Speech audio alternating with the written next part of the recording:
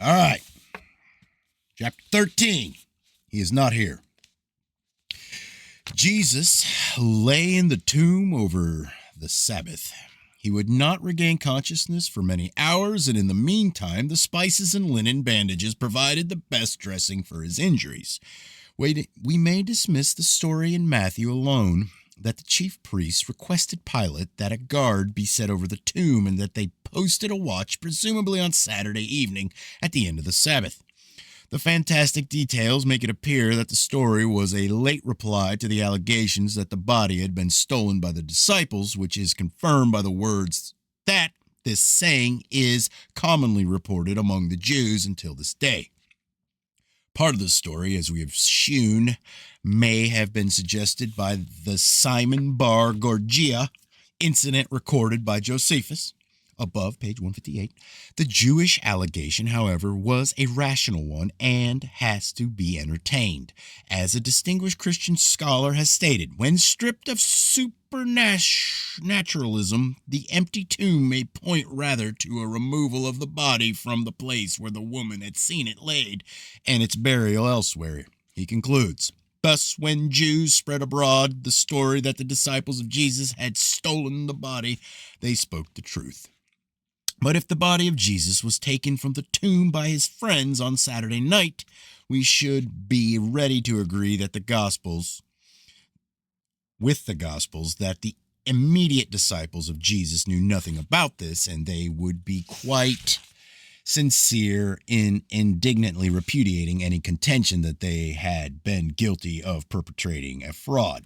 Christians are surely right in protesting that the church could not have been established on the basis of a deliberate falsehood on the part of the apostles, and therefore there must be another explanation for the removal of the body than an intention to pretend that Jesus had risen from the dead.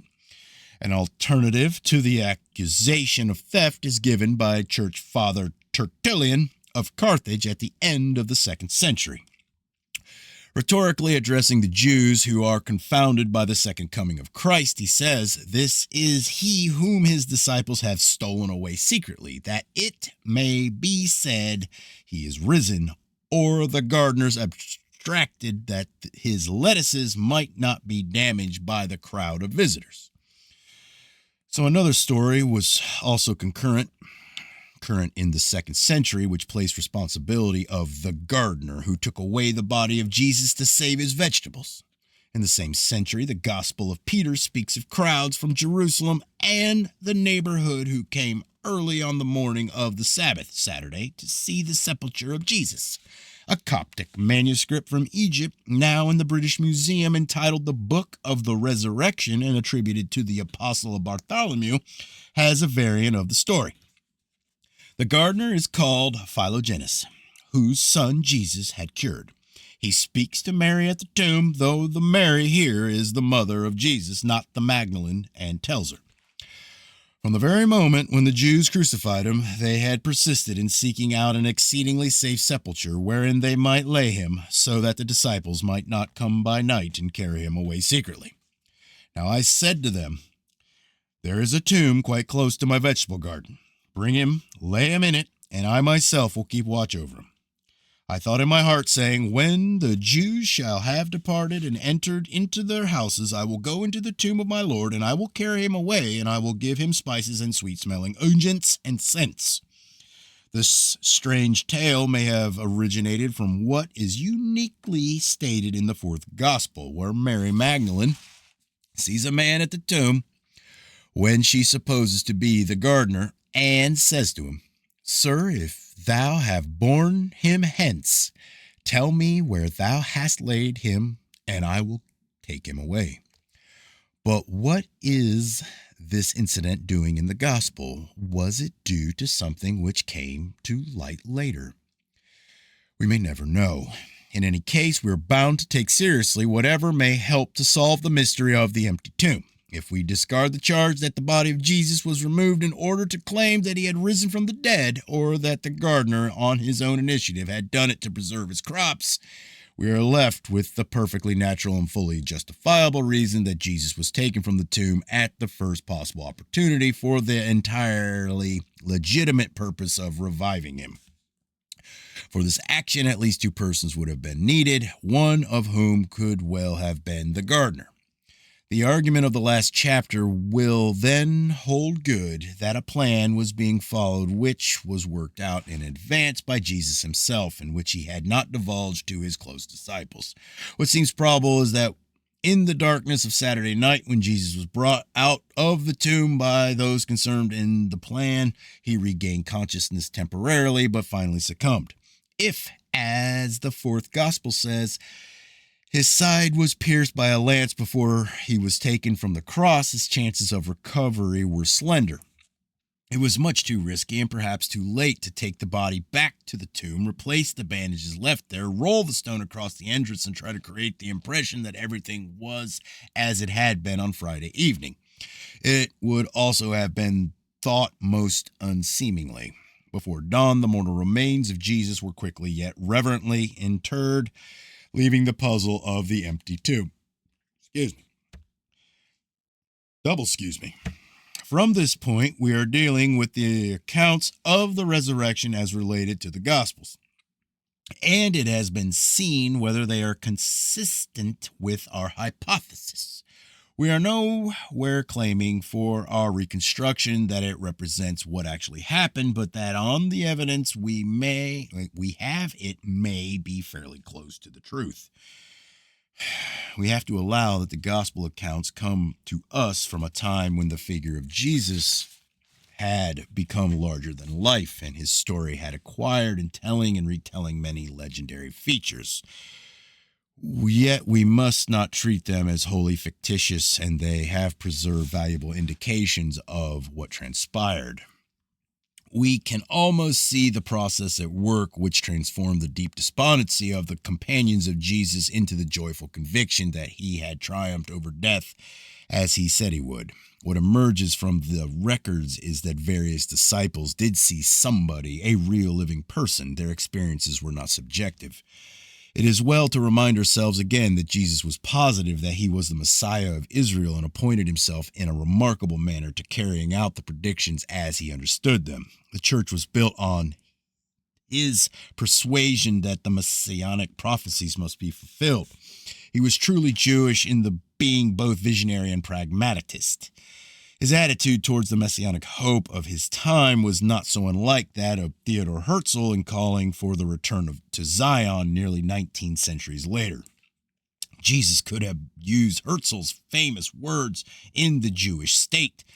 If you will it, it is no dream. That's from the Big Lebowski.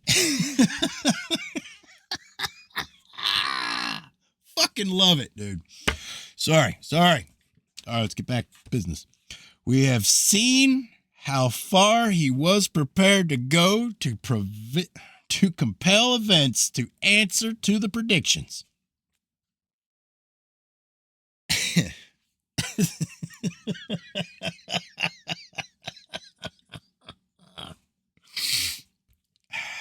you will it, dude, it is not a dream. Jesus may not have overlooked the might taste of death in spite of the measures he had secretly taken for his survival.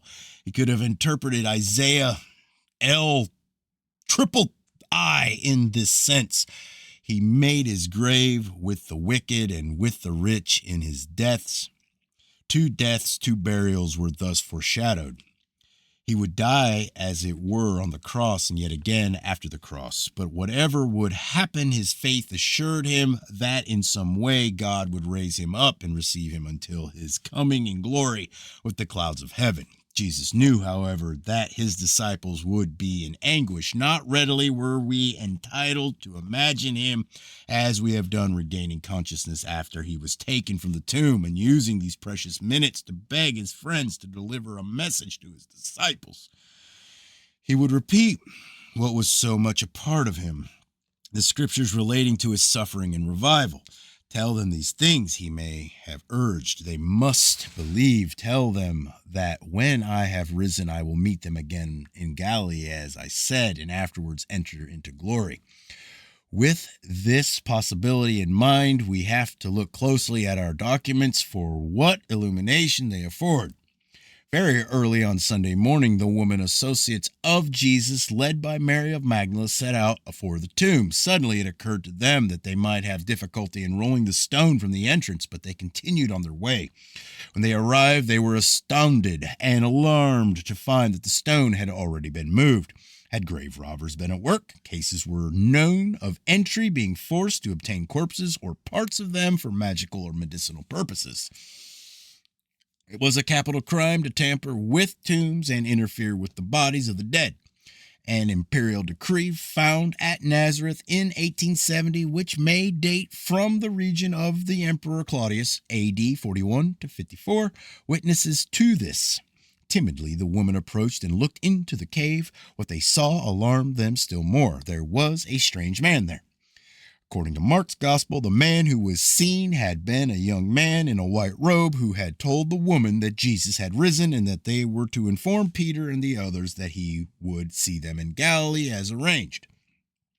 But this is how the story came to be related afterwards. But it impresses as true that the woman did find someone in the tomb who could have been the gardener or the other unknown who had participated in the earlier events and perhaps was the man who administered the drugged drink to Jesus on the cross.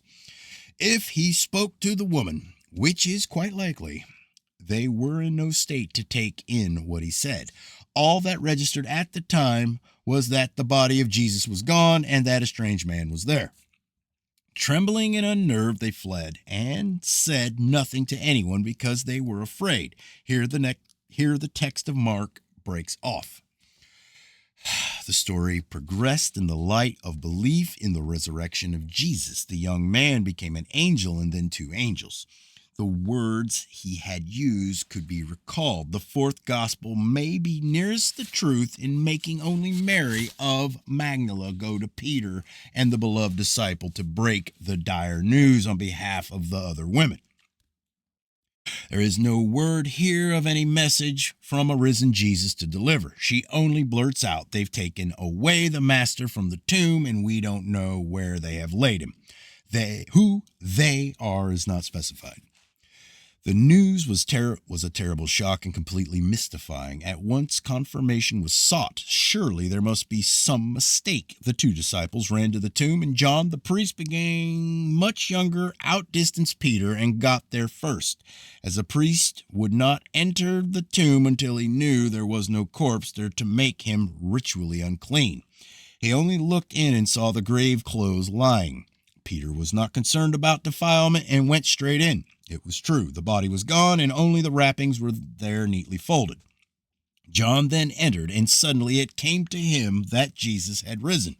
Until then, says the gospel, it had not been apprehended that the scriptures had foretold the resurrection. Puzzled and wondering, the two returned to John's house. This was the beginning, the empty tomb, and a flash of inspiration on the part of the beloved disciple. But there was no confirmatory evidence. Mary, it would appear, had followed the disciples to the tomb, and when they left, she remained behind weeping. Through her tears, she perceived a man standing by the tomb, whom she took to be the gardener, and said to him, "Sir, if you have moved him, tell me where you have put him, and I will take him away." The man, according to the fourth gospel, then reveals himself to her as Jesus and tells her not to catch hold of him. He gives her much the same message as it came to be reported the young man in the tomb had given the woman, as recorded by Mark, to which the fourth gospel makes no reference. The unknown man is the key figure so far, the most important clue we have. He could, as we have conjectured, have been the man who gave the position to Jesus at the cross, who had assisted in conveying the body to the tomb, and the next night had helped to move Jesus, and when he was found to have died, to have taken part in burying him. The woman had seen him dimly inside the tomb when they arrived early on Sunday morning. When they fled, he was still in the vicinity, and Mary of Magdala suddenly saw him when she looked up through her tears. Her question to him had hit the nail on the head, because he had in fact been concerning in removing Jesus, and he may defensively have answered, "Keep away from me, or leave me alone." But why should he have lingered at the tomb to be seen on those two occasions? It may well be that he had indeed been trying to give a message which Jesus, as we have suggested, in a brief period of consciousness had instructed him to deliver to his disciples. He may have been too frightened to reveal himself when Peter and John came to the tomb, not knowing who they were at the time and being fully aware he had committed a crime in taking away the body of Jesus. Because of the distraught state of the woman he had encountered, he could not be sure even now that his message had registered. Clearly, Mary did not recognize the man she saw as Jesus, but just finding him suddenly beside her had caused her in her half-crazed condition to identify him as Jesus, who had spoken to her and then disappeared. We know that she was unbalanced since Jesus had to cast out of her 7 demons. She was deeply devoted to him, passionately perhaps, and may have nurtured the delusion that he was in love with her. In her great grief, it would be consistent with that delusion that he should appear to her to console her and call her endearingly by name. Gotta fix these lights. I need something not bright right here so I can see, because I hate bright light. Mary rushed back to the disciples with her tale of having seen the Master, so another ingredient was added to the story. There had been the empty tomb, the man seen by the woman who was converted into an angel, the conviction of the beloved disciple, and now the man who had spoken to Mary of Magdala had become an appearance of Jesus himself.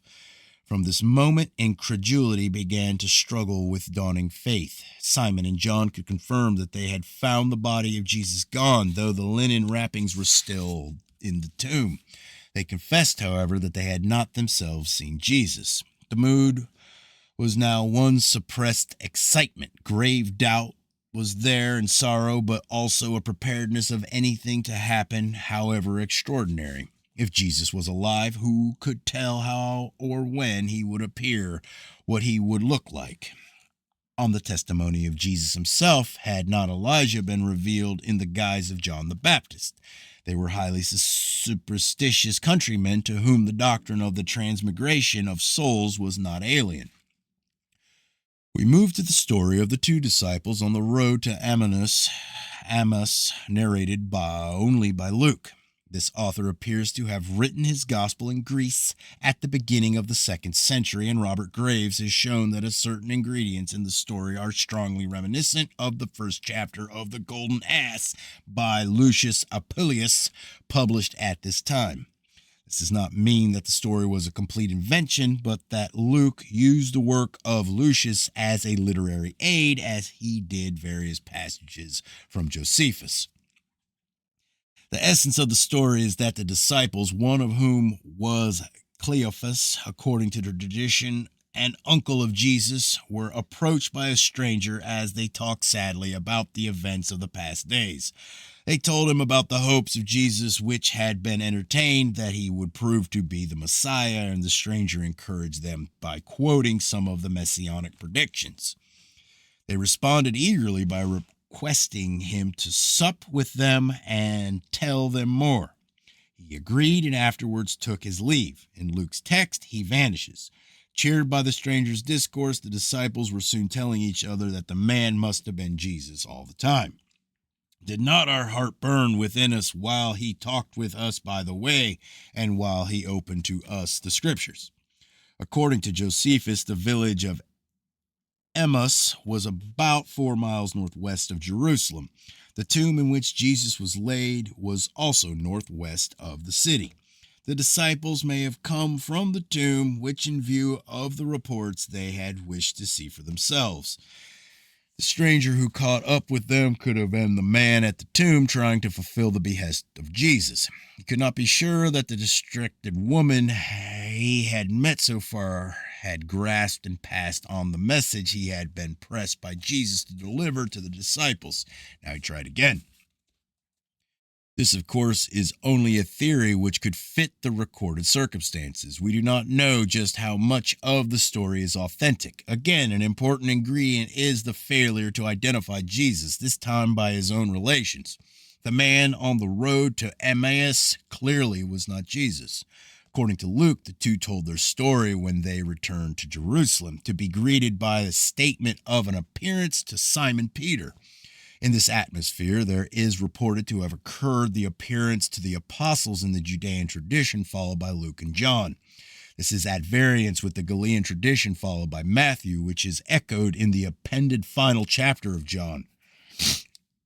In the Judean tradition, Jesus positively identifies himself to the apostles in Jerusalem, exhibiting his wounds and eating food.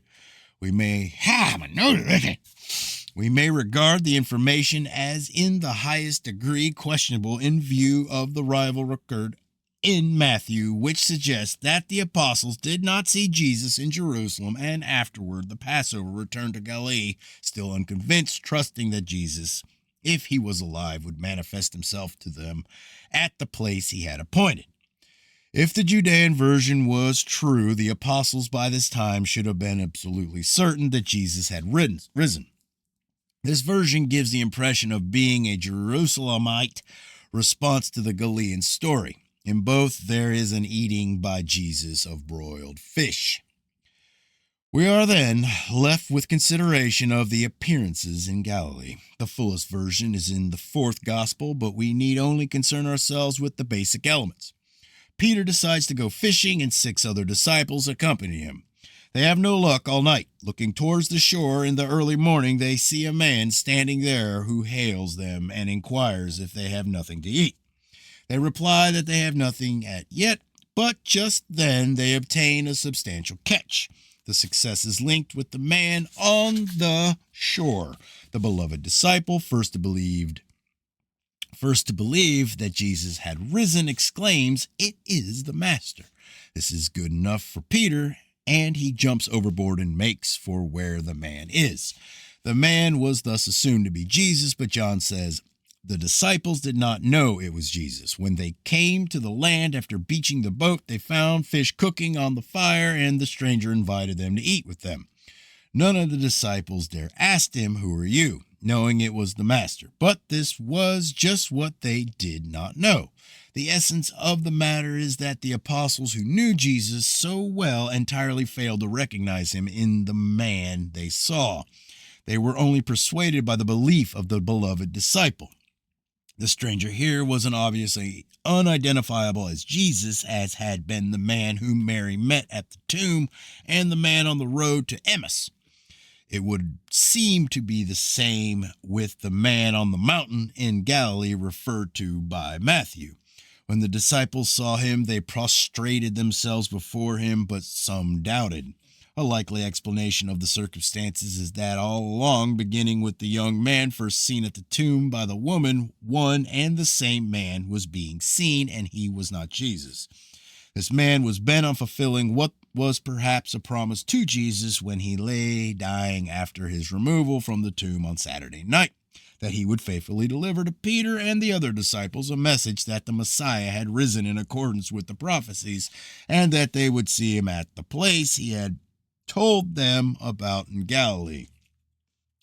The man who had shown his quality at the cross did his best. He gave the message to the woman and to Mary of Magdala, and spoke also to the disciples who had visited the tomb and were taking the road to Emmaus. But he could not be satisfied. He had not seen Peter and the other 10 and did not know where to find them. When he did get news of them, it was that they had gone back to Galilee. The man followed. He may have been told by Jesus where the rendezvous was to be. Finally, he was able to discharge his obligation. Naturally, it cannot be said that this is the solution of the puzzle. The men may not have been in every case the same. There is room for other theories, such as that a man concerned, if there was but one, was a medium, and that Jesus had risen from the dead into the afterlife in the spiritualist sense, spoke through him in his own voice, which enabled his presence to be recognized. Too little is told, and that little quickly became too legendary and too contradictory for any assured conclusion. The view taken here does not seem to fit the requirements and is in keeping with what has been disclosed of the Passover plot. The planning of Jesus for his expected recovery created the mystery of the empty tomb. Without that plan, it is difficult to find a valid reason why his body should have been removed from its first resting place, and without the empty tomb, belief in his resurrection would probably not have registered. It was this material fact, which seemed to confirm the faith that Jesus had expressed that he would rise again in accordance with the scriptures, which prompted the beginnings of conviction. It was reinforced by the appearance on the scene of a messenger, which is what angel means, whom Jesus, before he died, had instructed to communicate the faith which was his to the end of his sorrowing followers. It was an old Jewish saying, a man's messenger is a man's messenger is as himself. Newborn hope and wish fulfillment caused the messenger to be identified with the master. There was no deliberate untruth to the witness of the followers of Jesus to his resurrection. On the evidence they had, the conclusion they reached seemed inescapable. There was nothing to tell them what had become of his body. They could not know that the prophet, like Moses, had been finally laid to rest, like Moses himself, in an unknown grave.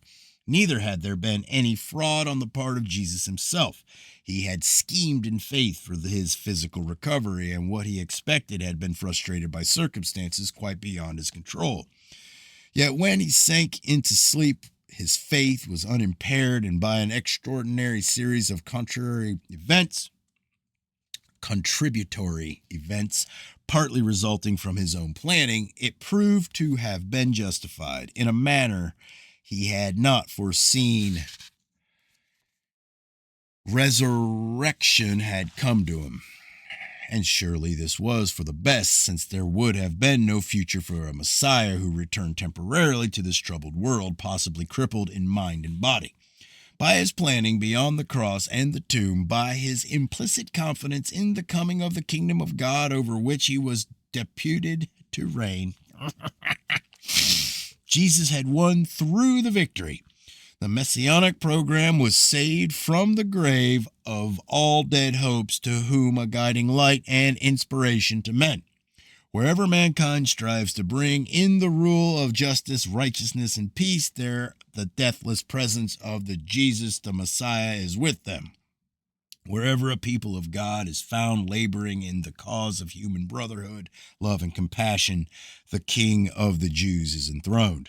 No other will ever come to be what he was and do what he did. The special conditions which produced him at a peculiar and pregnant moment in history are never likely to occur again, but doubtless there will be other moments having their own strange features, and other men through whom the vision will speak at an appointed time. Meanwhile, we have not exhausted the potentialities of the vision of Jesus. When I am raised up, Jesus is reported to have said, I will go before you in Galilee. Let those who wish to partake of the faith and strength of purpose of this amazing man seek for him there in the land he loved, among its hills and beside its living waters.